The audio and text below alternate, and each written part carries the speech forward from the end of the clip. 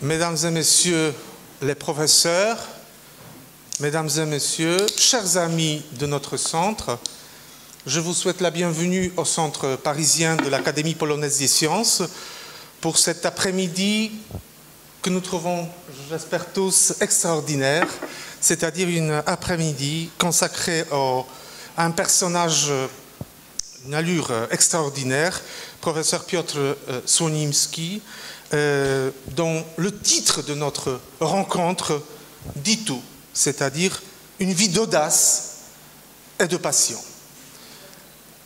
Je vous remercie tous les intervenants qui sont là, les modérateurs qui vont présenter leurs propos. L'après-midi s'annonce vraiment très intéressante, mais je voudrais aussi remercier ceux qui ont de passion pour organiser de telles rencontres. En premier lieu, nos chers amis de Station de la Panne, Krystyna Winawer-Sachs, qui a vraiment été l'âme de cette rencontre, de ce colloque, Karol Sachs. Nous avons en trio eu l'idée de cette rencontre, et aussi Katarzyna Kula de notre centre, qui a vraiment, du côté organisation, a tout préparé. Donc, merci beaucoup. Je remercie aussi Anne Duruflet, qui est à côté de moi, présidente de l'association Solidarité France-Pologne, et qui va nous dire quelques mots sur justement les liens de Piotr Słonimski avec cette association qui a fait tellement de choses pour la Pologne à l'époque où c'était dur en Pologne. Donc voilà, je vous passe la parole, Madame la Présidente, chers amis. Monsieur le directeur, grand merci. Bonjour à tous. Oui, l'héritage pour moi est lourd. Je ne suis présidente que depuis l'année 2016, c'est-à-dire depuis des années où l'association Solidarité France-Pologne s'interroge sur la mission qui devrait être la sienne aujourd'hui. Je crois qu'au moment de sa création en septembre 80, où elle a été créée par M. Piotr Słonimski comme cofondateur, l'évidence s'imposait sur l'objectif qu'elle se fixait. Il s'agissait de rapprocher, de soutenir les syndicats indépendants et autorégés de Pologne à l'époque en multipliant, favorisant les contacts avec les syndicats en France, particulièrement la CFDT. Et le rôle de président était alors porté par Piotr Słonimski lui-même. Vous voyez, moi je me sens très modeste d'avoir indirectement à lui succéder. Je l'ai d'ailleurs malheureusement très peu connu, et il est resté président de l'association jusqu'en 1989. Donc, dans les premières années, c'est-à-dire, il y a différents temps dans l'histoire de cette association. Bien sûr, c'est d'abord le temps de la solidarité, les 500 jours de solidarité, où là, il s'agissait d'informer les Français sur la situation en Pologne et d'intéresser les Français. Et je pense que l'association a magnifiquement joué son rôle, puisque, après l'instauration de l'état de siège, l'association Solidarité France-Pologne a été extrêmement active à travers les convois humanitaires qu'elle organisait tous les mois, à travers les opérations de parrainage de familles françaises pour soutenir les familles des immigrés, les familles des prisonniers politiques en Pologne. Elle a joué là un rôle remarquable, ça sans aucun doute.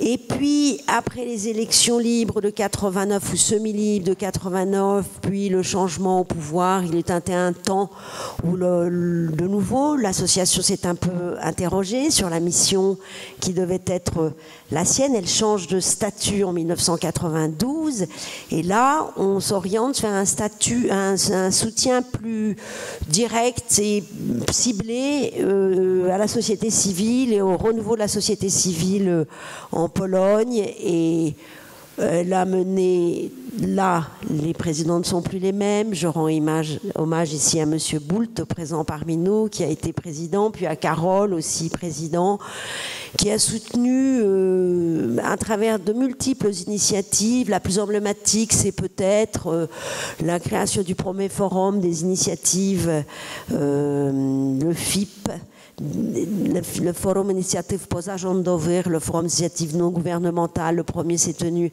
à Gdańsk au début des années 90. Et puis à travers le soutien à la Fondation de Pologne et à travers toute la famille des Bises et des Filles et des Tises. Là, je veux dire que l'activité de l'association était très dense. Et puis voilà, les temps, c'est formidable, ont de nouveau changé. C'est vrai que de choses se sont passées depuis le mois d'août 1980. L'association pense qu'elle peut jouer toujours un rôle positif et je crois qu'elle le joue bien aujourd'hui en étant coordinateur de cet après-midi consacré à Piotr Słonimski. Je tiens beaucoup à remercier la PAN aujourd'hui et l'Institut scientifique polonais, voilà, qui accueille cet après-midi et j'espère que vous trouverez tous que c'était une bonne idée de se déplacer aujourd'hui à Lauriston. Bon après-midi à tous et merci encore. Voilà, merci Madame. Merci Madame la Présidente, je vous remercie, mais notamment, non seulement pour ces mots, mais notamment pour tout ce que vous faites justement aujourd'hui en tant que Présidente de cette association qui est dans les cœurs des Polonais. Hein. Merci beaucoup. Je présente maintenant brièvement le programme, chers Mesdames et messieurs, chers amis, nous avons deux donc, volets de cet après-midi. Le premier, certainement passionnant, parce qu'on va se lancer dans les souvenirs. Voilà, c'est la mémoire qui va travailler. C'est autour de Piotr Słonimski en tant que l'homme. Donc voilà, le premier volet. Puis après, une petite pause café. Et après, on va parler des choses sérieuses, vraiment sérieuses, c'est-à-dire de son travail qui nous est pas peut-être proche lorsqu'on entend des phrases et des choses assez difficiles. Par exemple, pour moi, en tant qu'historien dans le domaine de biochimie, mais nous savons très bien que justement, Piotr Słonimski a fait un grand travail, un énorme travail qui nous concerne tous en tant que, justement, en tant que chercheurs pour nous, hein, pour la science. Mais nous allons commencer cet après-midi par un court film où on va voir notre héros. C'est un film de Andrzej Wolski qui est parmi nous. Nous vous remercions pour ce témoignage extraordinaire parce qu'on pourra voir, entendre justement Piotr Słonimski qui parle de lui-même. Donc je vous invite à tout d'abord donner la parole, à entendre justement notre héros. Merci beaucoup. Et puis, juste une chose encore, et puis je donne déjà le micro à celui qui est co-organisateur majeur de cette rencontre, Karol Sachs, qui va tout simplement présider la première séance. Merci. Merci. Enfin, je vais être président de quelque chose. Voilà, on commence par les filles.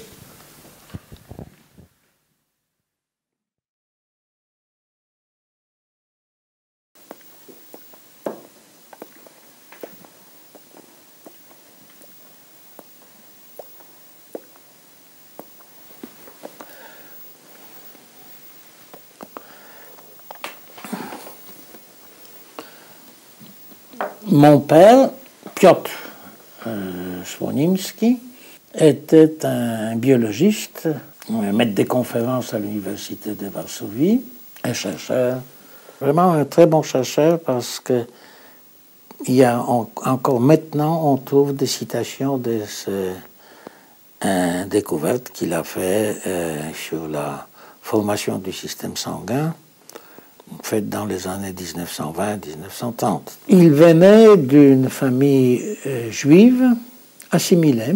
Il ne parlait pas juif. Je veux dire, il ne parlait pas ni hébreu ni yiddish. Donc mes parents étaient laïcs, père biologiste, ma mère est un professeur de lycée. Elle enseignait le polonais et l'allemand. Elle venait de Lwów. Elle n'avait pas beaucoup de famille parce que j'avais deux oncles. Antoni, le grand poète polonais, Antoni n'avait pas d'enfants. Donc je n'avais pas beaucoup de famille parce que mes parents ont été tués le 2 septembre 1944 pendant l'insurrection de Varsovie. Mon père était chef de service d'un hôpital des campagnes, un hôpital militaire à Mokotów. L'hôpital, c'était l'hôpital Elżbietanek, qui a été bombardé. Ensuite, ça a été transféré, une partie de l'hôpital a été transférée dans des caves d'un bâtiment à côté, d'un immeuble à côté. Et pour signaler que cet immeuble est devenu un hôpital, on a mis des signes, des drapeaux de Croix-Rouge. Et aussitôt que les drapeaux de Croix-Rouge étaient mis, quelques heures après, 3 Stuka, 3 avions allemands sont arrivés, ils ont bombardé et détruit tout l'hôpital. Mes parents ont été tués avec les centaines ou 150 malades qu'ils soignaient. Pendant la guerre, j'ai étudié la médecine dans une université clandestine, puisque l'enseignement supérieur était interdit, un excellent enseignement. Alors, en même temps, je faisais de la résistance. Je fais de l'école des officiers agricoles dans l'armée du pays, à Caen. J'ai survécu à l'insurrection, j'ai pris part à l'insurrection. Ensuite, je me suis échappé d'un transport vers l'Allemagne à Pruszków. Je suis allé à Cracovie, j'ai fini mes études de médecine à Cracovie en 1947. J'ai fait mon doctorat de médecine en 1947. Mais j'ai toujours voulu faire de la recherche scientifique. J'ai voulu toujours faire de la biologie fondamentale, ce qu'on appelle maintenant biologie moléculaire. Je voulais savoir qu'est-ce que sont les gènes et comment fonctionnent les gènes. Et après mon doctorat à Cracovie, j'ai eu la chance, j'ai eu tout le temps la chance, n'est-ce pas? J'ai eu la chance de survivre mes actions de résistance, j'ai eu la chance de survivre pendant l'insurrection, j'ai eu la chance d'être libéré parce que Ubezia, le service de sécurité polonais, m'a arrêté en 1945, m'a mis en prison parce que, comme ancien membre de la résistance à Caen, donc j'ai eu la chance d'être libéré. D'ailleurs, quelqu'un qui survit à cette période a eu une succession de chances, sinon il n'aurait jamais pu survivre. Bon. Donc j'ai eu la chance d'obtenir une bourse pour la France en 1947. Il y avait quelques Français, les CNRS, ça donnait quelques bourses. Alors, il y avait une bourse en physique, une bourse en biologie, j'ai eu la chance de l'obtenir, et d'être accepté dans le laboratoire de Boris Ephrussi, un très grand généticien, où j'ai eu la chance de trouver les premières mutations du système respiratoire cellulaire, des mutations dans la chaîne des cytochromes, qui étaient les premières mutations d'une partie très importante de toutes les activités cellulaires, et ça m'a permis ensuite de faire pendant une 60aine d'années de la recherche en génétique moléculaire de la mitochondrie. Voilà.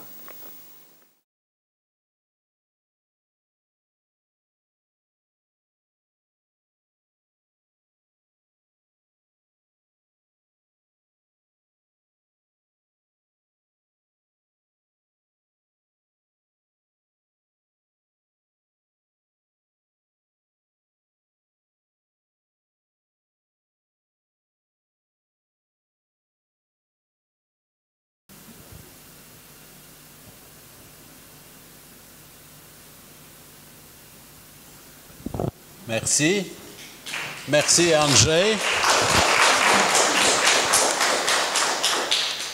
Andrzej, au fond de la salle, il va nous quitter puisqu'il vient d'être grand-père, donc de tout excuser. Voilà. Donc, nous commençons le séminaire à proprement parler, que nous avons divisé en deux parties. D'abord, on va parler de l'homme. de l'homme en tant que résistant, en tant que chercheur, en tant que président de notre association, et engagé dans un soutien sans faille de chercheurs polonais, pas uniquement dans son domaine, mais dans tous les domaines de la science. Il a attaché une très très grande importance à cet aspect de notre mission en tant qu'association. Et ensuite, on va parler, il y a un deuxième forum qui sera fait par Oula Hübner-Bonnet, qui va être consacré à Piotr en tant que chercheur. Elle était membre de l'association, je ne me souviens plus, est-ce que tu étais officiellement membre de l'association? Si? Tu es toujours membre de l'association, voilà. Mais en plus, elle connaît le sujet, ce qui n'était pas le cas de la majorité des membres de l'association. Je vais passer la parole d'abord à la petite fille de Piotr, l'aînée de petite fille, qui va parler au nom de trois autres, dont une n'est pas présente, mais deux petits-fils de Piotr, si vous pouvez vous montrer. Voilà. Et de Marie d'Agnès. Et ensuite, on va passer la parole à Marek Begin, qui est ami de la maison Słonimski, si j'ai bien compris, depuis toujours. Oui, en tout depuis cas, quelques générations. Quelques générations, voilà. Et qui est éditorialiste à Gazeta Wyborcza. Gazeta Wyborcza, c'est-à-dire gazette électorale, et qui était le premier journal libre après 1989. Même s'est créé en 1989, au moment où il y avait première élection libre, d'où le titre du journal Gazette électorale, et que l'association a aussi soutenu, je vais en parler brièvement s'il nous reste le temps. Et enfin, au professeur Pierre Netter, qui était collaborateur de Piotr, je vous dirai combien d'années, mais si j'ai bien compris, très très longtemps, et qui représente la communauté scientifique de GIF ici présente, GIF sur Yvette. Piotr a reçu une lettre qui est arrivée chez lui, qui était adressée, Piotr Słonimski, juif sur Yvette. Hein, la poste à l'époque, ce n'était pas les ordinateurs, c'est arrivé. Donc il y avait quand même la supériorité des hommes sur les ordinateurs.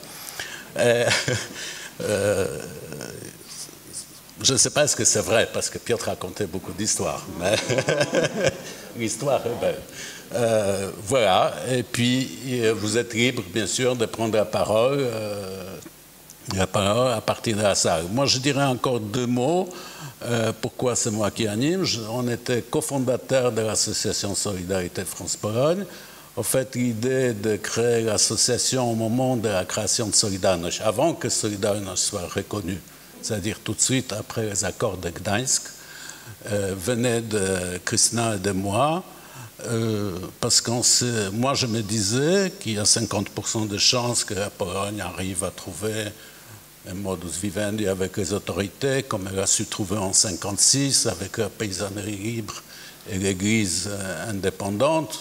Il y aura des syndicats plus ou moins indépendants, et puis 50% de chances que ça va se terminer mal, et ce sera bien qu'on soit nombreux pour essayer d'aider les prisonniers, les réfugiés, qui, comme toujours dans l'histoire de la Pologne, vont finir par partir. Alors, en septembre 1980, c'était difficile de trouver un président qui ne soit pas engagé, dont le nom ne serait pas engagé dans la bataille électorale qui s'est terminée par la victoire de François Mitterrand en 1981, mais septembre 1980, on y était en plein. Donc, c'était difficile de trouver quelqu'un. L'ami de la maison, Krzysztof Pomian, le professeur Krzysztof Pomian, m'a dit, écoute, cherche un professeur, parce que c'est toujours, c'est-à-dire qu'il sait quelque chose, indépendant de ses convictions politiques, n'est-ce pas? Et d'autre part, parce que, pourquoi pas Piotr Słonimski, qui était déjà engagé dans le soutien à l'opposition démocratique en Pologne, qui s'appelait le COR, Comité d'autodéfense des ouvriers. Et effectivement, alors moi je connaissais Piotr très bien, parce que quand nous avons émigré, la famille Sachs en 68 en France, c'était une des deux maisons qui nous a accueillis. C'est-à-dire la découverte de Sonimsky, c'était quelque chose à Givres-sur-Yvette, avec les chiens, les tortues, les chats, Chania comme... Comment? Non, il n'y avait pas de singes à l'époque. Il n'y avait pas de singes à l'époque. Je fréquentais moins cette maison depuis qu'il y avait les singes. On ne s'attendait pas bien, singes et moi. Donc, voilà. Et donc, c'est comme ça que l'association Solidarité France-Pologne est née. Et ma coopération avec Piotr, qui, je suppose que les disciples de Piotr vont en parler, n'était pas toujours commode comme patron, mais on a trouvé un modus vivendi qui marchait bien, surtout que pour lui, la vie associative était une découverte, parce que les Polonais, spontanément, ne créent pas les associations 1901. Je me suis longuement posé la question, je pense que, parce qu'on dépose le statut d'association 1901 chez le préfet, c'est-à-dire à la police, et ça, les Polonais, depuis la moitié du XVIIIe siècle, spontanément, ne vont pas à la police. Il y a quelque chose de fondamental là-dessus. Donc, Amélie, à toi la parole, en tant que petite fille. Bonjour, je m'appelle Amélie Prince, petite fille du professeur Piotr Sonimsky. Je voulais tout d'abord remercier le professeur Maciej Wójcicki du Centre scientifique de l'Académie polonaise des sciences et Karol Sachs de l'association Solidarité France-Pologne pour l'invitation ainsi que pour l'organisation de ce colloque en l'honneur de notre grand-père Piotr Sonimsky, une vie d'audace et de passion. Dans le cadre de cette rencontre, il nous a été proposé de raconter l'homme qu'il était, l'homme que nous connaissions en tant que ses petits-enfants. Piotr était marié à Hanka Kłagowska, ont eu une fille Agnès Sonimsky, notre mère. Agnès et son mari Joël Prince ont eu 4 enfants. Nous sommes donc ces 4 petits-enfants, Marine, Clément, Ambroise et moi-même. Nous avons eu la chance de grandir proche de notre grand-père puisque nous habitions la même ville, à Givres-sur-Yvette. J'ajouterais même que nous avons habité chez lui pendant plus d'1 an. Nous avons pu vivre tous ensemble et partager de beaux moments fondamentaux avec un papy aimant. Pardon, j'ai perdu ma... Et toujours là pour nous inculquer ses valeurs et ses principes de vie. La première chose qu'il faisait le matin, après avoir allumé sa pipe, était de préparer le petit déjeuner à la polonaise. C'est-à-dire pour nous, œufs, oignons, tomates, fromage, et lire assidûment ses journaux, en particulier Le Monde et Gazeta Wyborcza. Piotr était en effet un homme de science, mais également un homme universel qui s'intéressait, pour ne pas dire se passionnait, je suis désolée, je perds mes lignes en même temps, à tant de choses. L'histoire, l'art, la musique, la science, pour la nature, et je pourrais continuer la liste tant elle est longue. Il pouvait nous raconter l'Iliade et l'Odyssée aussi bien qu'il nous racontait les sous-marins, la préhistoire, les papillons, la Seconde Guerre mondiale. Il avait cette curiosité si aiguisée qu'il nous semblait que peu de choses pouvaient lui échapper. Dans son enfance, il collectionnait les coléoptères et par la suite les timbres, puis les pièces de monnaie et enfin des collections inconnues. Il avait la chance d'être un homme de passion et comme il le disait de Stendhal, il avait le bonheur d'avoir son métier comme passion. La génétique faisait partie de lui et il transmettait son goût pour la science que les moins scientifiques d'entre nous pouvaient écouter avec fascination et ainsi entendre la complexité des chromosomes et des mitochondries. Tout cela pour dire que sa curiosité et sa soif de comprendre le monde nous ont permis de découvrir et d'appréhender le monde avec les outils qu'il nous avait transmis. Piotr a perdu sa femme Hanka en 1993, puis sa fille Agnès en 2000. Nous étions donc par la suite sa seule famille. Il a pris soin de s'occuper de nous et de nous voir grandir et de partager avec nous les moments du quotidien et les grands moments de nos vies. Après le décès de notre maman, Il avait instauré un rituel pour entretenir ce lien familial qu'il chérissait tant. À l'occasion d'un dîner hebdomadaire, nous nous retrouvions tous pour partager nos vies, discuter, partager ses expériences, partager la Pologne. La Pologne a toujours été inscrite en nous. Enfants, nous avions même parfois l'impression d'être en Pologne, car les amis, notre mère, nos grands-parents se parlaient régulièrement en polonais. D'ailleurs, lorsqu'on décrochait le téléphone, il nous arrivait de nous retrouver en ligne avec des Polonais. Malheureusement, on ne le parlait pas.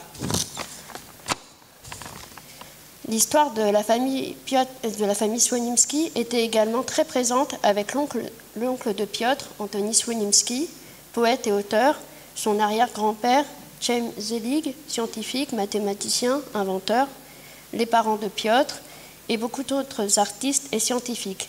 Nous étions donc doucement versés au son de la Pologne, au gré de la poésie de notre grand-mère Hanka, aux lectures et conversations de maman et aux chants que Piotr nous apprenait. Je vais vous épargner les chants car je ne suis pas à l'aise avec ça. Cependant, j'ai décidé depuis quelques années d'apprendre le polonais pour relier mes origines. Avec mon grand-père, nous nous amusions à échanger dans cette langue. Je persévère. À vrai dire, je me sers principalement de cette langue pour pouvoir traduire les recettes de cuisine, recettes que nous partagions avec Piotr lors des fêtes de Noël et de Pâques, le barszcz, rotnik et bigos. Bigos dont Piotr était le spécialiste incontesté. Tout ceci par ce détail pour dire qu'il était le trait d'union entre la Pologne et nous. Nous avions d'ailleurs eu l'occasion à nombreuses reprises de voyager avec lui et de découvrir Varsovie. Nous avons même goûté l'expérience délicieuse de prendre le bus Paris-Varsovie en seulement 24 heures. Les places trop petites, les jambes trop longues, les sièges trop durs, la micro-télévision en polonais sous-titrée en russe ou je ne sais quoi. C'était un voyage épique, mais c'était pour partager avec lui ses 80 ans. Pendant ce séjour, nous avons retracé avec lui des lieux importants de sa transmission, l'hôpital où ses parents sont morts, le cimetière juif où sont enterrés ses arrière-grands-parents, et également la reconstruction de la vieille ville de Varsovie, puis la place Antoni Słonimski. Il nous racontait l'insurrection de Varsovie et comment il l'avait vécue. Nous découvrions avec émotion l'histoire de notre grand-père. Piotr était un homme de partage. Il aimait passer du temps avec ses amis, sa famille. Il a fini par acheter une ancienne ferme dans la Sarthe, une maison à partager des moments de vie avec les siens. À Champmel, donc, il passait son temps avec ses vêtements improbables et ses bottes à prendre soin de son potager. Comme Piotr disait souvent, s'il n'avait pas rencontré la science, il aurait été paysan. Donc quand on cherchait Piotr, c'était évident de commencer par le potager. La pipe toujours présente, le chapeau sur la tête et la terre partout sur lui, il passait ses journées avec ses haricots, ses salades, ses poireaux et ses autres légumes. Pour notre part, il y avait la corvée de haricots, les cueillir, les équeuter, les mettre en bocaux. Et Piotr voyait les choses en grand, des bocaux de haricots pour les années à venir. Évidemment, il était également entouré de ses animaux. Les chats ont toujours eu une place prépondérante chez lui, Kotek, Babette, Noisette. Ils étaient rois dans la saga Słonimski. Il y avait également Yapulek, un singe Cercopidecidé patas rhesus dans le jardin et qui nous fascinait autant qu'il nous effrayait lorsqu'il voulait nous faire des câlins. Piotr a eu également des moutons. Il aimait la nature et la campagne. Nous aimions aller avec lui aux champignons. Nous allions tous cueillir les cèpes et les bolets dans la forêt. Il nous parlait des champignons, des bons, des mauvais.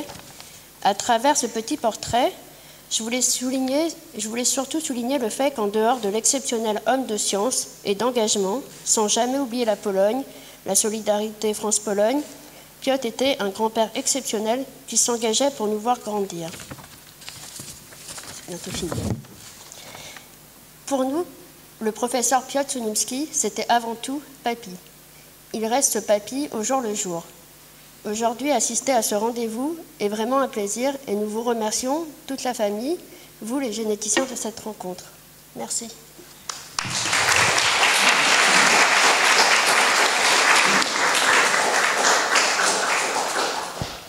Donc, merci beaucoup. Je passe la parole à Marek Begin, qui lui va raconter peut-être Piotr dans son histoire, comment il est arrivé en France, quel rôle il a joué d'abord pour l'opposition démocratique et après dans la Nouvelle-Pologne, comme on dit. Oui, j'imagine quand même un peu différemment ce que je veux dire, mais bon, d'accord. Essayons de faire un bon compromis. Peut-être tout le monde sera content. C'est rare. Mais pour revenir un peu en arrière, et cette question de la pipe et Piotr, des relations très proches entre eux. Je veux dire que Piotr n'était pas seulement quelqu'un qui fumait tout le temps la pipe, il était aussi quelqu'un fidèle qui propageait cette activité comme très noble et finalement nécessaire. Et moi, je suis dans cela un de ses élèves, puisque plus il y a 30 ans, plus, je suis venu en France et j'ai dit à Piotr que le médecin me conseille de cesser de fumer des cigarettes. Il a dit, mais c'est difficile quand même de se fumer. Non. J'ai une bonne proposition pour toi. Tu vas fumer la pipe. Et en effet, il m'a donné ma première pipe, il m'a enseigné comment fumer la pipe, et j'ai l'impression qu'il voudrait le faire avec le monde entier pour que tout le monde fume la pipe. Il regrettait qu'il y a si peu de femmes fumeuses, et il a essayé de propager cela dans son labo, mais comme je voyais, sans un grand succès. Alors, moi, comme un petit continuateur, peut-être ce que je veux dire n'est pas très correct politiquement, mais si vous voulez cesser de fumer, pensez à la solution Slonimsky, la pipe, ça me paraît.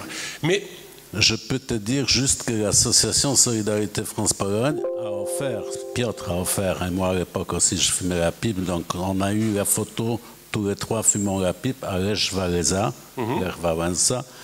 Et voilà, peut-être Piotr a convaincu, pas uniquement toi, mais aussi Lech Wałęsa de fumer la pipe. Okay. Et quand je réfléchis maintenant sur les traits qui me semblent caractéristiques et importants aujourd'hui, et bien sûr, il faut que je fasse un choix sévère et autoritaire. Le temps n'est pas infini. Je pense premièrement à ces identités très variées, identités les grandes et les petites.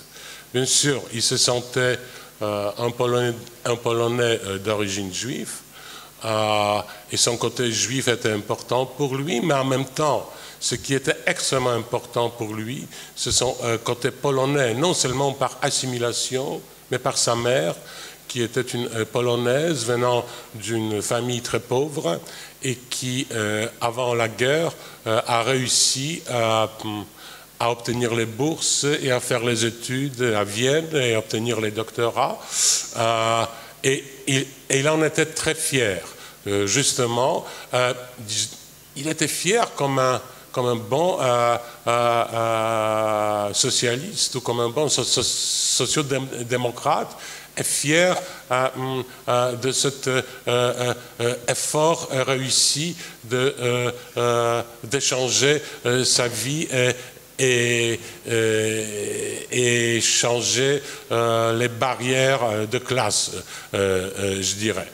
Bon, bien sûr, Piotr était anticommuniste, il a fuyé la Pologne parce que le pouvoir communiste a été installé, il voulait étudier génétique, biochimie à Paris, et il savait qu'en Pologne il n'aurait pas pu, surtout qu'il était un prisonnier tout après la guerre comme le membre de la résistance non ou anticommuniste.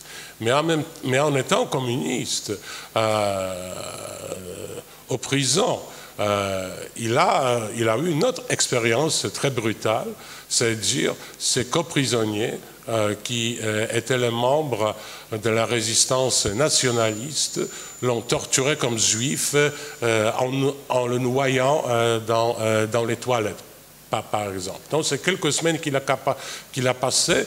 C'était un cauchemar, non seulement à cause du communisme, mais surtout parce qu'en pratique tortueuse concrète par ces co-conspirateurs nationalistes emprisonnés. Alors, bien sûr,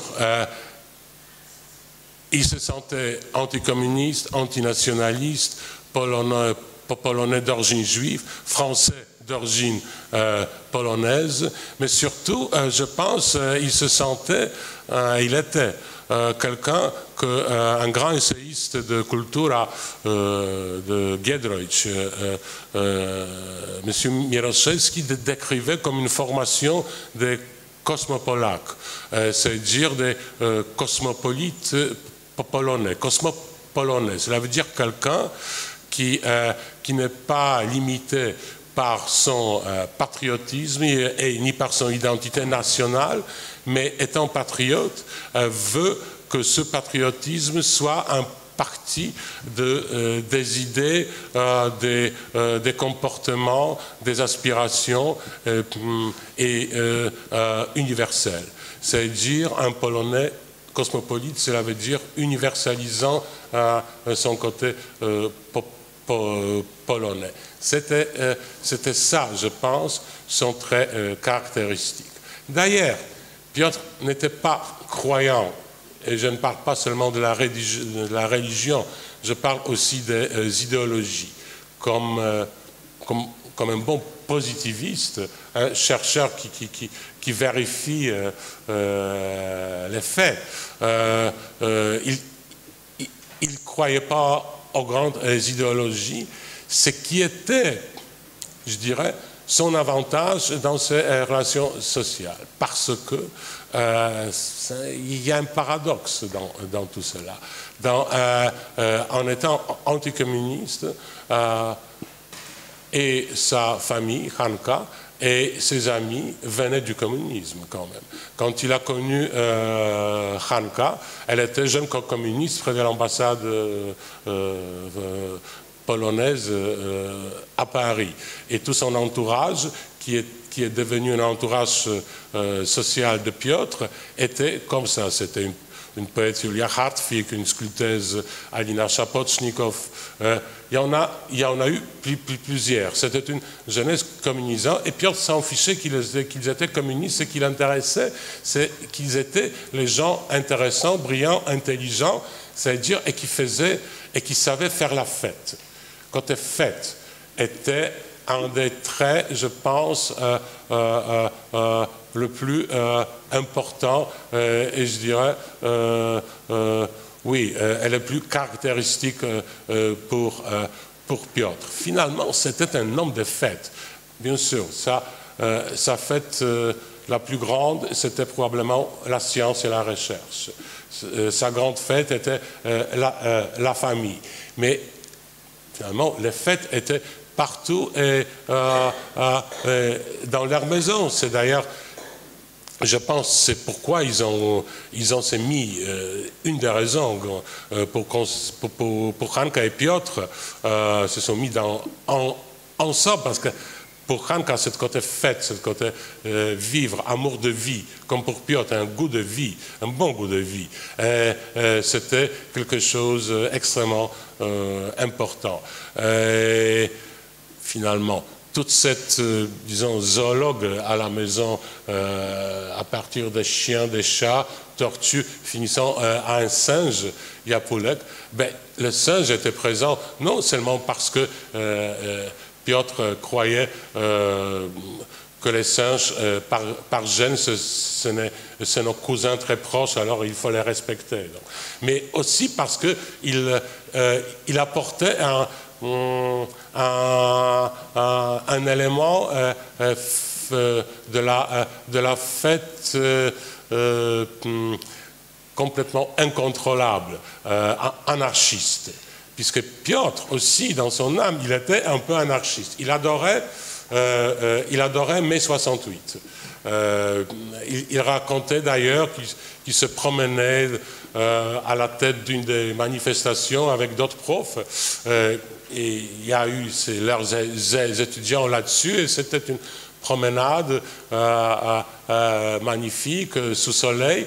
Mais quand même, il a eu ces reflets d'aigreur de l'occupation. Il pensait, ah, là, on pourrait mettre des mitraillettes pour nous tirer. Là, c'était un endroit pour les tanks. Et bon, alors, la fête était un peu mélangée avec les souvenirs des guerres, mais il adorait, non, même pas par ses idées. Il aimait dire qu'il aimait mai 68, excusez-moi, parce que c'était un mois où presque un Français n'a pas péri dans les accidents de voiture, puisque le trafic a été stoppé. Donc, le mai 68 a sauvé la vie de 200 Français.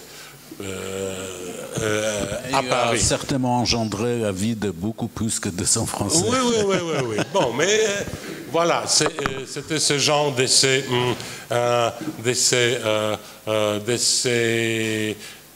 de ces explications, puisque pour lui, ce qui comptait, c'est les gens concrets, c'est des pratiques politiques et sociaux dans lesquels il voyait ou ne voyait pas la violence ou l'oppression. C'est pourquoi il détestait le communisme, c'est pourquoi il pouvait s'entendre bien avec les ex-communistes s'ils étaient les gens intéressants. C'était pour lui l'essentiel, surtout en France, puisque ici, les communistes n'étaient pas supposés de prendre le pouvoir, donc alors on pouvait fêter avec eux la vie, les conversations, boire avec eux. C'était ce côté important. Alors, il était un bon positiviste, quelqu'un lié avec les pratiques et les situations concrètes et les choix concrets des gens et non des grandes idéologies. Comme sentiment, il était plus de gauche que de droite. Il détestait le capitalisme. Quand même, il disait que c'est un système qui corrompt les gens. Il a eu raison d'ailleurs. Et que c'est l'avarie qui est au premier rang de ce système. Alors, il était anarchiste socio-démocrate. Mais il aimait aussi être engagé et s'engager dans les discussions. C'est Hanka qui était la grande chef qui menait cette vie et organisait cette vie sociale, artistique, intellectuelle. Mais je me rappelle une situation en Varsovie, c'était le jour des obsèques d'Antoni Słonimski. Piotr et Agnieszka sont venus à Varsovie, et le soir, ils invitaient quelques personnes, on était 5, à la maison. Moi et Agnieszka, comme les jeunes, on était à peu près 20 ans, on avait à peu près 20 ans.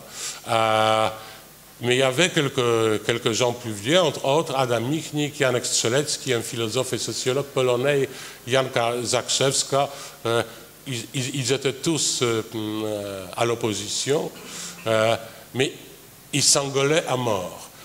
Il y avait, nous et Agnieszka, nous étions dans la cuisine, en sirotant la vodka. Eux, ils étaient dans l'autre pièce. Nous, les jeunes, on était exclus de cette conversation des grands et sérieuse. Et eux, ils s'engueulaient, et seulement de temps en temps, quelqu'un d'eux venait et nous ordonnait d'aller à la place Babicella à côté pour acheter une bouteille de vodka, ce qu'on exécutait bien sûr. On revenait et ça durait jusqu'au matin. Et Piotr circulait entre cette pièce, entre eux et nous, et il était ravi. Il était absolument ravi. Il discutait pas trop. Mais être dans cette atmosphère de discussions fortes, passionnées, siroter la vodka, c'est-à-dire c'était justement une fête parmi les gens avec lesquels il se sentait bien. Donc oui, 3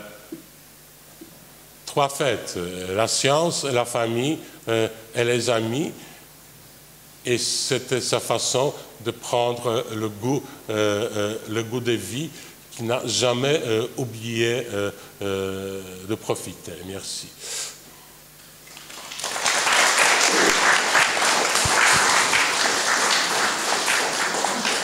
Avant de passer... Ah oui, l'opposition, j'ai oublié. Non, mais je vais compléter, ne t'inquiète pas. mais on peut... oui, après on peut... Oui, je suppose que ce que tu voulais compléter, c'est qu'Antoni Słonimski, Antoni c'était donc, et c'était deuxième moitié du XXe siècle, le plus grand poète polonais vivant, qu'on apprenait à l'école. Et donc, il a pris sous ses ailes les noms qu'il a cités, c'est-à-dire les gens qui étaient dans l'opposition. Il a déjà aidé Piotr parce que c'est lui qui a sorti Piotr de prison en 1946 et qui l'a fait venir en France, puisqu'il était directeur à l'UNESCO pour la littérature, l'UNESCO qui venait de se créer en 1947, et donc les autorités polonaises, communistes, quand même, prenaient des gants avec la famille. Donc il a continué à protéger l'opposition démocratique, et Piotr a pris sa succession, aussi bien ici qu'en Pologne. Oui, premièrement, c'était leurs amis, et d'Antoni et de Piotr. Alors oui, c'était tout dans la famille. Et bien sûr, Piotr a continué pour des convictions morales, mais aussi pour cette simple façon que c'était des gens bien. Oui, c'est ça. C'était son héritage et la continuité familiale. Professeur ou Pierre, je ne sais pas comment il faut qu'on s'adresse. Juste une petite question avant que vous commenciez. À quel point la Pologne était présente dans les labos? C'est-à-dire, c'est un labo polonais en France ou labo français? Non, c'était un labo français avec des collaborateurs polonais, mais Piotr ne parlait pas beaucoup de la Pologne, sauf dans certains cas que je vais avoir l'occasion d'évoquer. Oui, moi, quand on m'a proposé de parler, gentiment, je me suis aperçu que ça impliquait de faire un saut périlleux en arrière de 50 ans, oui. Ce qui est un peu affolant. Et en fait, quand Piotr, dans le petit film, parlait de la chance, je crois que c'est le mot qui m'est venu en premier. On a eu, et je parle au nom de beaucoup d'amis et de collègues qui sont dans la salle, on a eu la chance incroyable de faire nos études à une époque où ces disciplines qui sont devenues les nôtres ont littéralement explosé. Pour prendre un exemple, moi, en l'espace de 2 ans, j'ai eu comme prof André Lvov, Jacques Monod en biochimie, et ensuite François Jacob. Donc vous imaginez, les 3 prix Nobel, on les avait comme professeurs. Donc c'était un moment de bouillonnement extraordinaire de la science. Et c'est comme ça qu'un jour, je me suis retrouvé, et on est quelques-uns à s'être retrouvés dans un amphithéâtre pour suivre les cours de génétique qui à l'époque étaient animés par, sauf erreur de ma part, je parle sous le contrôle des gens, de certains amis qui sont dans la salle. Il y avait, je crois, Madame Gans, Madeleine Gans qui parlait de la génétique formelle, Vigier qui parlait de la microbiologie, et un certain monsieur qu'on a vu, que j'ai vu arriver à l'amphi, un homme avec un bel homme avec des cheveux frisottés dans le cou, des yeux bleus extraordinaires, et qui s'est mis face à l'amphi, qui a attendu que le silence se fasse, et qui a dit « Je m'appelle », parce qu'il faisait toujours comme ça, « Je m'appelle Słonimski, Piotr Slonimski. Vous dites Slonimski, moi je dis Swanimski, mais bon. Et ça a été une véritable fascination pendant tous ces cours. Et du coup, on est assez nombreux à s'être dit, bah, c'est ça qu'on veut faire, voilà. Il y a dans l'œil de ce gars-là une passion, une espèce de... À la fois la passion et le goût du jeu. Il y avait les deux. Donc forcément, on s'est retrouvés assez vite, à plusieurs, à quelques-uns, à suivre la continuation naturelle de cette discipline, c'est-à-dire qu'on a fait ce qui s'appelait à l'époque le DEA, ce que les étudiants appelaient le DEA de SLO, ce qui est maintenant le master, mais ça n'avait rien à voir. C'était quelque chose, et je pense que Bernard Dujon en parlera un peu. Le DEA de génétique, c'était une véritable institution.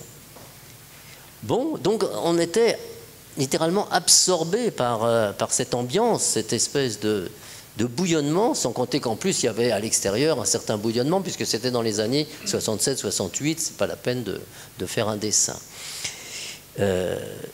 Et puis, et c'est là où j'ai eu de la chance, et c'est là où le hasard fait qu'on se retrouve quelquefois dans des situations qui vont marquer toute votre vie, et puis on ne s'y attendait pas, ça se passe comme ça. À l'issue du DEA de génétique, il fallait trouver un labo pour la thèse.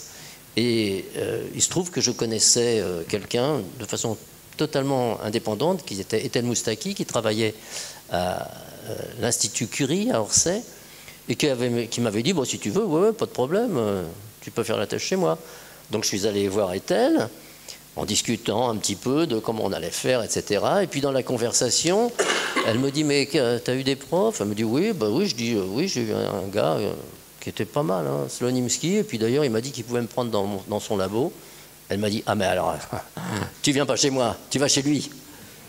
Et c'est comme ça que je me suis retrouvé au centre de génétique moléculaire, qui venait d'être construit, donc on s'est retrouvé dans des labos flambant neufs, et donc j'ai découvert à la fois l'homme et le scientifique. Donc c'est pour ça que je suis un peu à cheval entre les deux tables rondes, parce que... Alors, l'homme et le scientifique, bon, comment on pourrait le définir, le Slonimski de l'époque? Bon, c'était un mandarin, il n'y a aucun doute là-dessus. Son labo, c'était le chef d'orchestre, son labo était organisé comme un orchestre, il y avait les cordes, les vents, les percussions, c'est-à-dire les protéines, et c'est lui qui faisait jouer les différents instruments séparément et qui faisait que ça ait un sens. Mais c'était un mandarin, mais un mandarin qui était audacieux, parce qu'il faut quand même voir qu'en l'espace de 3 ans, juste dans les années 68, c'est-à-dire dans les années où il y avait on va dire une animation, pour être gentil, pour pas dire enfin, je ne veux pas prononcer de mots grossiers, mais disons ça bougeait pas mal. En l'espace de 3 ans, il a recruté autour du thème de la génétique mitochondriale qui explosait un petit peu. 3 fois 2 personnes, c'est-à-dire, bon, je peux les citer, je en cite quelques-uns, j'oublierai sûrement des gens, mais la première fois c'était Éric Petrocchi, Jean Deuche, l'année suivante c'était Dario Cohen qui est là, et moi, et la 3e année c'était Bernard Dujon et Monique Bolotin. Et il faut dire que prendre le risque de mettre dans son laboratoire au même endroit 6 pieds nickelés comme ça, c'était assez gonflé. Et il fallait toute sa personnalité pour arriver à domestiquer un peu ça et faire en sorte que quand même ça produise de la science. Et c'est vrai qu'on était passionnés, on était insupportables, odieux, mais passionnés. Et donc voilà, c'est ce qui a fait un peu la différence. Donc ce côté mandarin qui prend des risques, ça c'est un truc qui m'a toujours marqué et c'est un des signes distinctifs de l'homme scientifique. Un autre point qui m'a paru vraiment central, c'était sa curiosité. Donc je disais que le centre de génétique moléculaire venait d'être construit. Il avait au départ été construit aussi pour Boris Ephrussi, mais Boris Ephrussi avait filé en Amérique de 62 à 67, histoire de ne pas avoir d'ennui avec les problèmes de construction. Donc, les personnes qui ont pris en charge cette construction, qui était Marianne Chancerelle, qui malheureusement une grande amie de Piotr, mais qui n'a pas pu venir parce qu'elle est très fatiguée, mais Marianne Chancerelle, avec Georges Prévost, ont pris en charge la construction, la définition précise des labos, etc.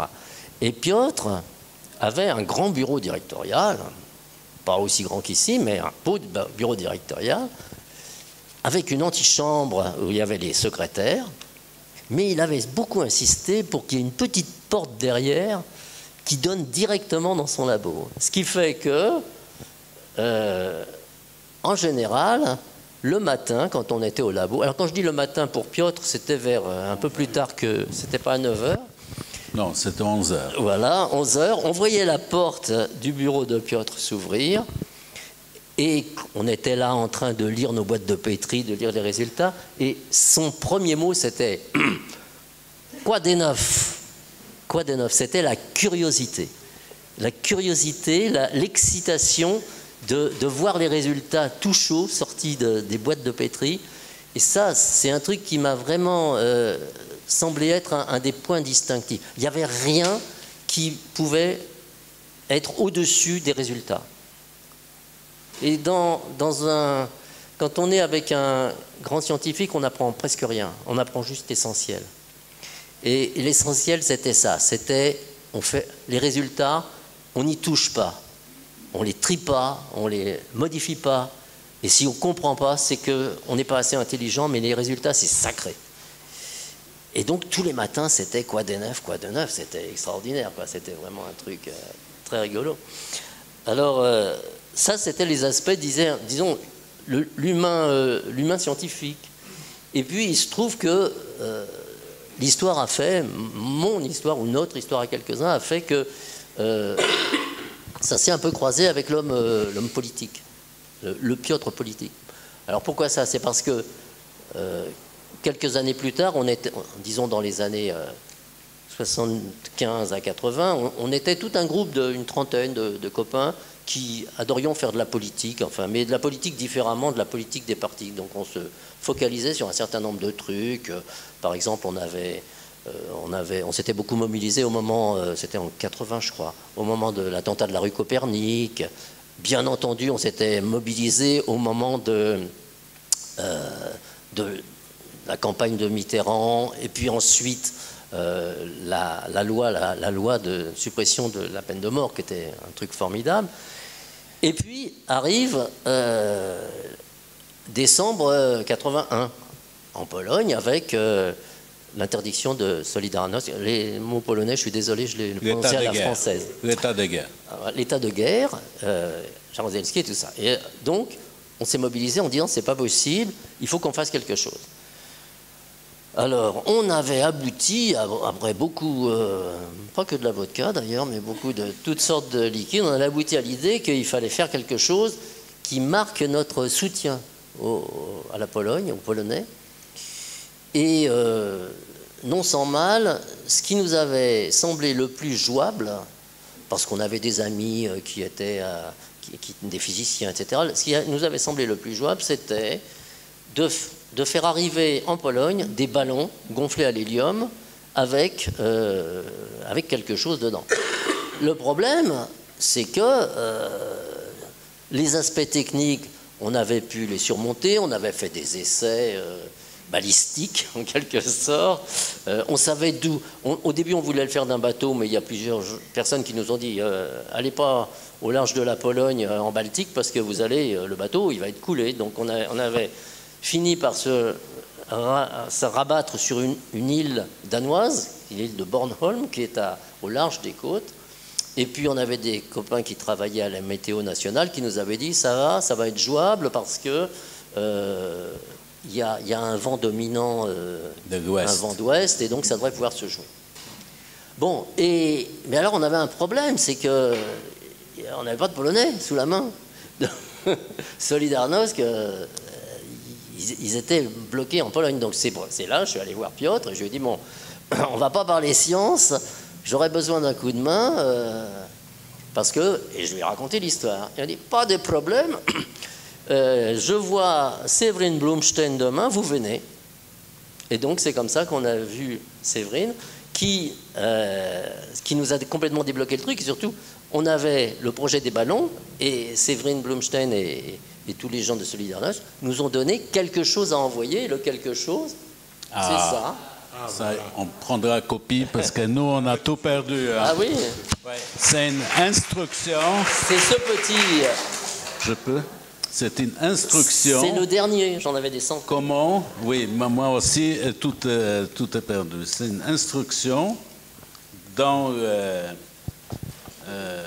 les enveloppes étanches qui disait, regardez l'écriture, hein, il faut avoir de bons yeux, qui expliquait comment on peut imprimer des choses clandestinement. Voilà, c'est une espèce de Ronéo artisanal. Et donc, à chaque ballon, et vous avez envoyé 10 000 10 000, on a envoyé 10 000 ballons, et chaque ballon avait 4 petits bouquins comme ça. Ouais. Et il y a une photo, d'ailleurs, que j'ai quelque part, où il y a un texte de Jean-Paul II, dans ce bouquin. Je viens de voir aujourd'hui le bouquin en polonais. Voilà. Pierre a amené et on va la retrouver et la traduire en français. Voilà, c'est notre prochain objectif. Il y a une photo qui pour nous est très émouvante et très historique. C'est Séverine Blomstein présentant ce petit fascicule au pape Jean-Paul II. Donc voilà. Et voilà comment on s'est retrouvés un jour. Alors on attendait tous le feu vert. C'était très compliqué parce que là, je vous passe la logistique. Il avait fallu transporter tout ça dans l'île de Bornholm, d'énormes bouteilles d'hélium, etc. Et puis surtout, il fallait que le vent soit favorable. Donc on était tous à attendre on était une trentaine, dont certains sont encore là, ici.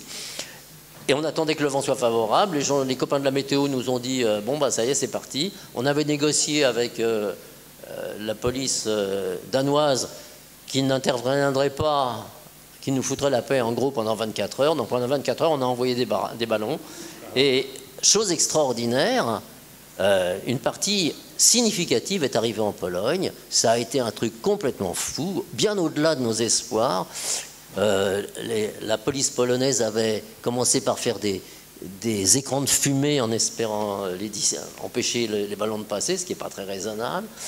Et ensuite, certains ballons ont été récupérés par la police. Et il y a un film, je ne sais pas si vous l'avez visionné, il y a un film de présentateurs de la télévision polonaise, en uniforme bien sûr, et présentant le ballon en disant « ça c'est la CIA, si vous en trouvez, vous lisez pas, vous amenez ça à la police tout de suite, sinon gna gna gna ».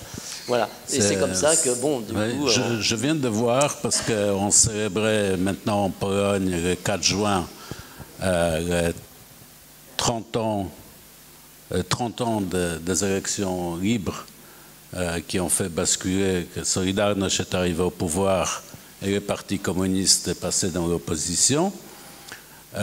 Et donc, ils ont montré 1 minute et demie, effectivement, le présentateur il y avait qu'un canal à l'époque qui dit, voilà, l'attaque criminelle de CIA.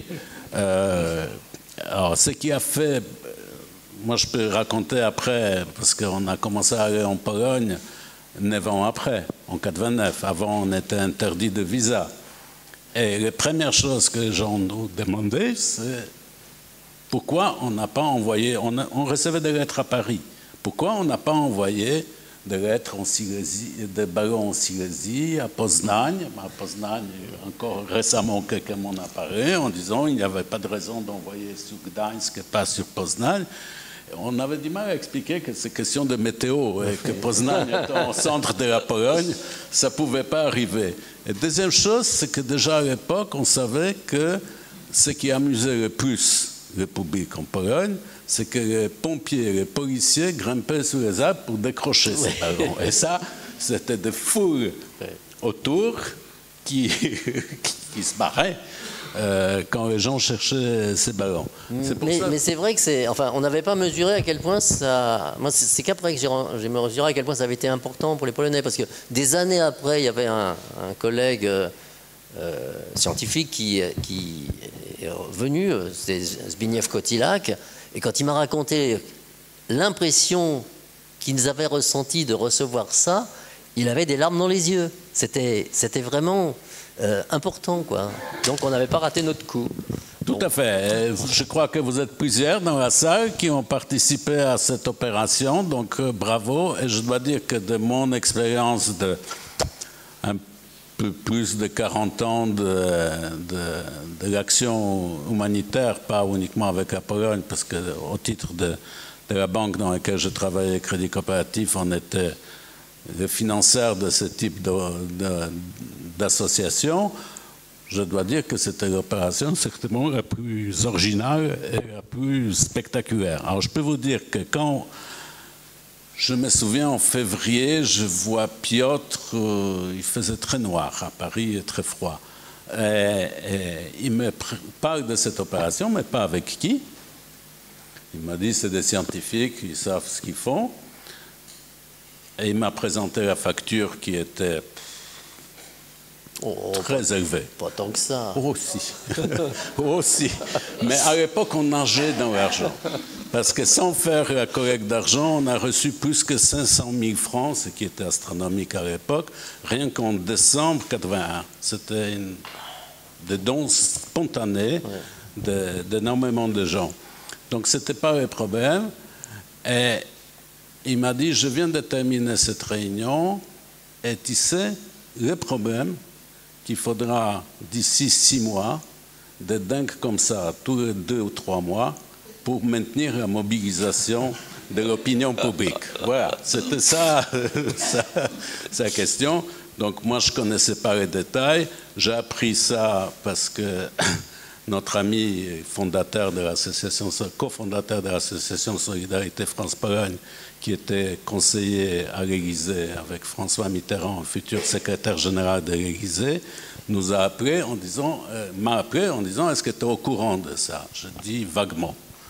Il m'a dit parce qu'on est saisi par l'ambassadeur, notre ambassadeur à Moscou est convoqué pour les explications, pas en Danemark, à Moscou. C'est les Russes c'est les Soviétiques qui ont réagi le premier, avant les Polonais. Et bon, enfin, bref, ça donnait lieu à un incident diplomatique, mais paraît-il que François Mitterrand était très content de cette opération. Il a trouvé ça très inhabituel. Lui qui était résistant comme Piotr, donc il a su apprécier cette action. Voilà, donc ça, c'est l'aspect non scientifique de Piotr que j'ai pu apprécier. Et puis, mais ça va faire la transition avec la prochaine table ronde. Et puis, ce qui est quand même extraordinaire, c'est la capacité qu'il a eue pendant ces années d'être un moteur et en même temps d'accompagner une véritable révolution culturelle de la biologie, de ce qui allait devenir la biologie moléculaire, ce qui était déjà la biologie moléculaire, ce qui allait devenir la génétique telle qu'on la conçoit maintenant, dont je suis sûr que Bernard Dujon va vous parler. C'est une chance, enfin je trouve que nous avons eu une chance inouïe de vivre dans cette période et dans cet environnement, donc avec des gens comme lui. Donc on peut lui dire merci, quoi, voilà.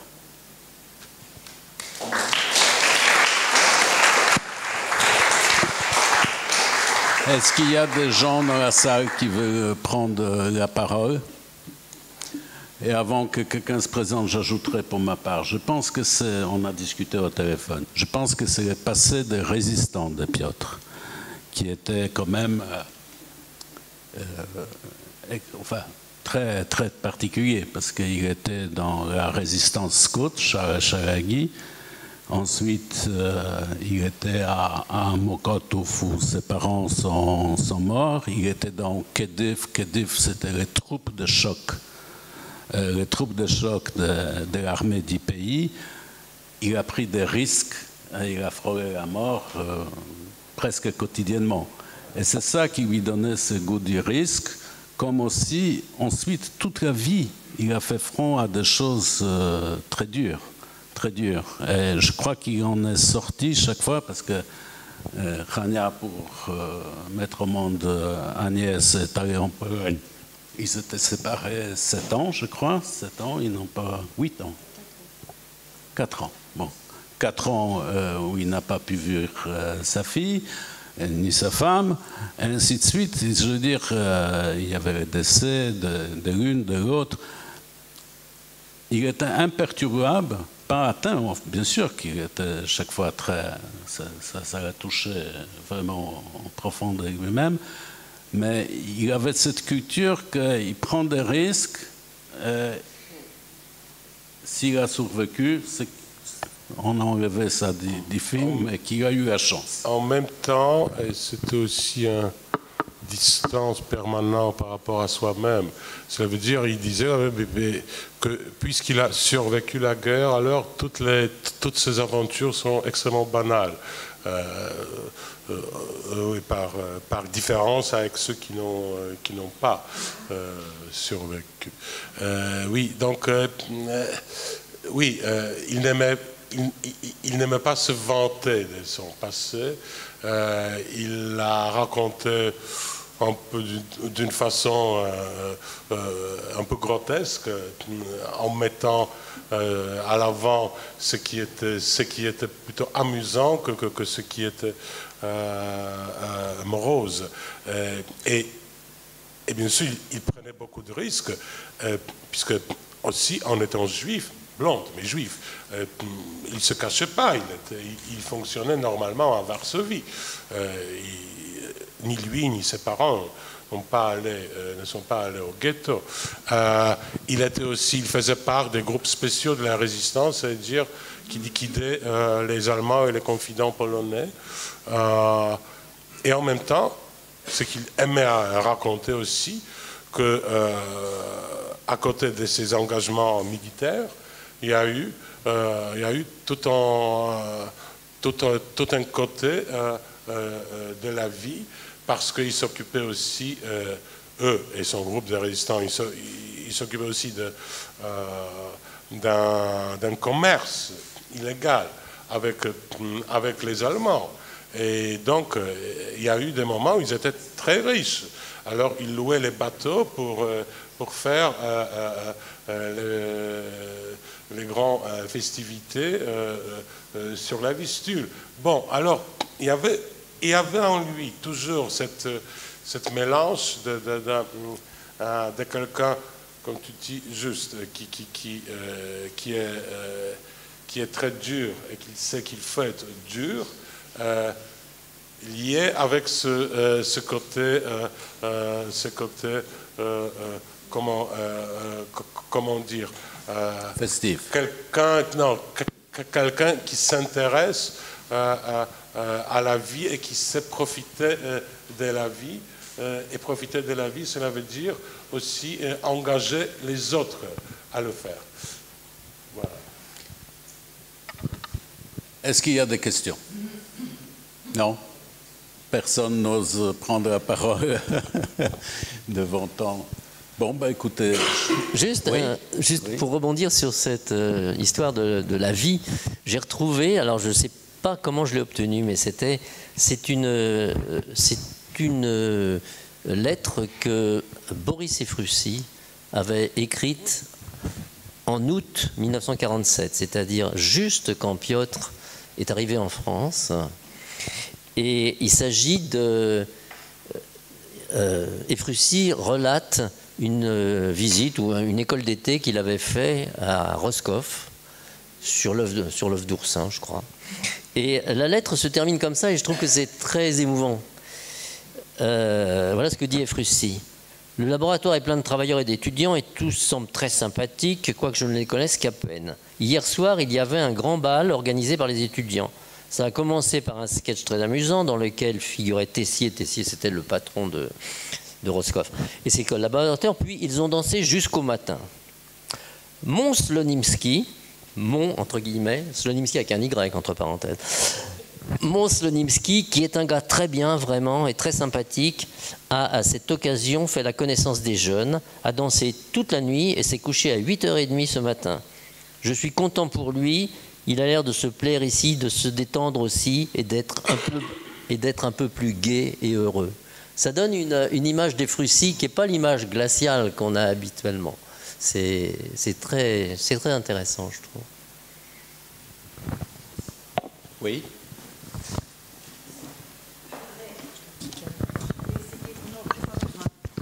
Non, j'ai pas besoin. Vous m'entendez? Ah bon, pardon. Je voulais simplement laisser la parole à Piotr. Excusez-moi. Donc je voudrais laisser la parole à Piotr, d'abord sur une chose sérieuse. tout le monde l'a dit, et c'est incontestable, c'était un homme engagé. Mais lui, voilà ce qu'il dit. Je n'aime pas beaucoup le terme d'homme engagé que les Français utilisent à tout bout de champ. On peut dire que je suis un scientifique engagé, dans la mesure où j'essaie de faire les choses que je considère comme justes, mais je ne prends pas beaucoup de risques. Quelqu'un de vraiment engagé, c'est pour moi une personne qui risque sa vie. J'ai risqué ma vie pendant la guerre en Pologne, mais plus jamais depuis que je suis en France. Alors, puisque je tiens le micro, je continue, mais cette fois-ci d'une manière un peu plus légère. Ça ne vous étonnera pas beaucoup. Un soir, je me suis amusée à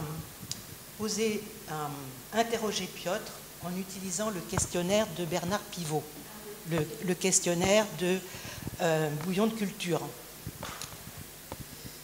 Alors donc, je vais vous dire les questions et les réponses de Piotr. Quel est votre mot préféré? Non, c'est bon. Excusez-moi, hein, je suis un peu émue. Quel est votre mot préféré? Curiosité. Le son, le bruit que vous aimez. Le ronron d'un chat. Le son, le bruit que vous détestez. Le ronronnement d'un discours creux. Votre juron, gros mot ou blasphème préféré? Merde. Le métier que vous n'auriez pas aimé faire.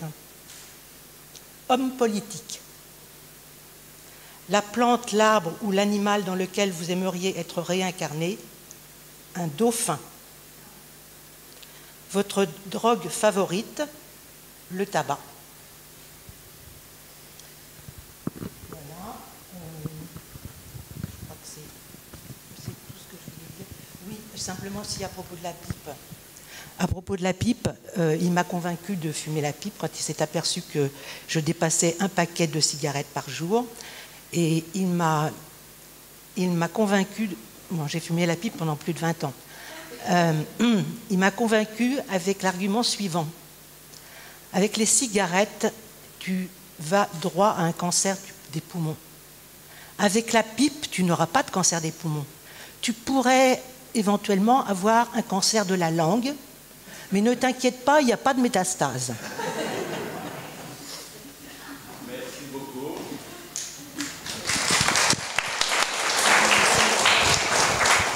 Et j'en profite pour dire que sans Marguerite, on n'aurait jamais pu organiser cette rencontre de ce soir, puisque c'est elle qui a tout notifié et réuni. Et puis elle avait les adresses des uns et des autres, donc on a pu vous contacter.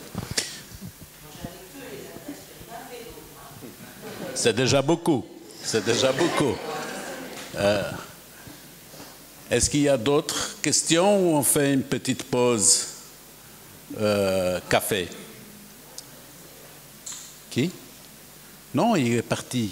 C'était entendu, oui, parce que ça devait être duo sur les ballons et la collaboration avec Piotr, mais M. Verman était obligé de nous quitter pour prendre l'avion, mais les messieurs se sont vus avant et ils se sont entendus, donc Pierre Netter apparaît au nom de deux. Bon, écoutez, on va faire une petite pause pour que certains puissent fumer la pipe, et d'autres les cigarettes, et puis on reprend sur Piotr, scientifique. Comment? D'ici 10 minutes, c'est-à-dire un quart d'heure. C'est bien.